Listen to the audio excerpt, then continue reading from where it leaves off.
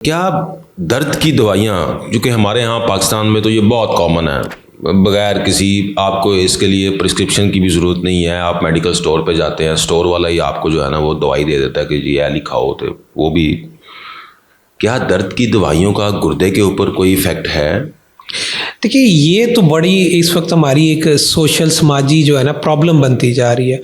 हर घर में बुज़ुर्ग मौजूद हैं, हर घर में ख़वातीन मौजूद हैं। ये दो ग्रुप हमारे ऐसे हैं जो अपनी सेहत के बारे में ज़रा कम तवज्जो का होते हैं। उसकी वजह ये है कि फ़ीमेल ने पूरा मतलब औरतों ने पूरा घर देखना होता है, बच्चे हैं, हस्बैंड है सारा। तो आमतौर पे क्या करती हैं कि जी आज थक ज़्यादा गई हूँ तो एक गोली दर्द की खा लें, बगैर ये वजह जाने कि उसकी अपने आप को एक्सरसाइज करें, अपनी हेल्थ ठीक रखें, अपना थोड़ा सा ख्याल रखें, उतना काम करें जितना है बनता है, अपने आप को ओवरबर्डन ना करें। लेकिन फिर भी मेरा ख्याल ये कि यहाँ एजुकेट करने की ज़रूरत है कि दर्द की दवाइयाँ कभी भी महफूज नहीं होती। ये ना सिर्फ स्टमक ख़राब करती हैं, आपकी हड्डियों में भुरभुरापन करती हैं, बल्कि ये है कि ये गुर्दे के फ़िल्टर ख़राब कर देती हैं। अच्छा। अगर आप इनको मुसलसल लेते रहते हैं, या आप कहते हैं जी मैं महीने में 2-4 मरतबा ही लेता हूँ और कई सालों से ले रहा हूँ, बगैर किसी वजह के आप मुसलसल खाते रहते हैं, तो ये ना सिर्फ गुर्दे का फ़िल्टर ख़राब कर सकते हैं बल्कि गुर्दे को ओवरऑल बहुत बुरा डैमेज कर सकती हैं। अब दूसरा हमारा ग्रुप है जो ओल्ड एज है, उन्हें शुगर की बीमारी है, दिल के आर्जे हैं।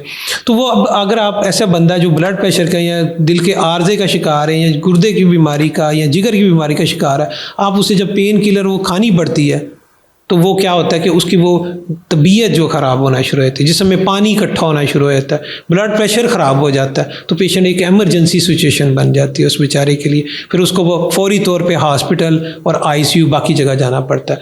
तो मेरा इस बारे में ख्याल यही है कि अगर आपको कोई ज़रूरत है तो अपने मुतल्लिका मालिज से डिस्कस करें, और कोई भी पेन किलर हो उसको बहुत ज़्यादा इस्तेमाल ना करें। लेकिन देखें डॉक्टर साहब, हम भी प्रैक्टिस करते हैं और हमारा चूँकि ज़्यादा काम भी जोड़ों की दर्दों और इससे है, हम देख रहे होते हैं कि हमारे जो ओल्ड पेशेंट्स हैं उनकी जब प्रिस्क्रिप्शन हमारे सामने आती है तो वो एक दवाई तो नहीं होती, वो साथ कम से कम जो अच्छे फिजिशियन है, मैं उनकी बात नहीं कर रहा, लेकिन अमूमी प्रैक्टिस में 7-8 दवाइयों का कम्बिनेशन है एक जोड़ों की दर्द में, ये दर्द कुछ अद्वियात में से।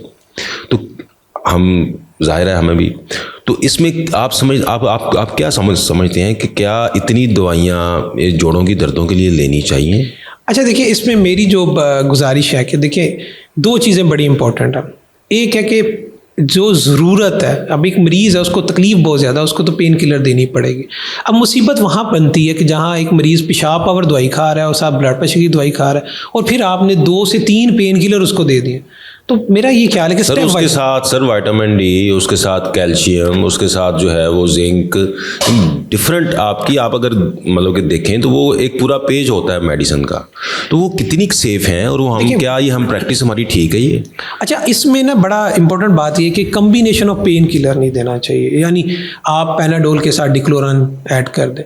तो बेहतर यही है कि हम उसको फिजियोथेरेपी पे लेके जाएं, जो एक नेचुरल रेमेडी है। देखिए, हम जैसे बूढ़े होते हैं तो फिजिकल एक्टिविटी कम होती जा रही है, तो मोस्ट ऑफ द जो पेशेंट मेरे गुर्दे के हैं उनको मैं हमेशा इनकरेज करता हूं कि यार आप बजाय दर्द की दवाइयां लेने के आप कोशिश करें कि फिजिकली एक्टिव रहें, अपनी फिजियोथेरेपी करें, अपने फिजियोथेरेपिस्ट से बात करें कि वो आपको मिनिमम दवाइयों के साथ मैक्सिमम एक्टिविटी दे। जितनी फिजिकल एक्टिविटी ज़्यादा होगी, मेरा ये ख्याल है कि पेन किलर कम होते जाएंगे।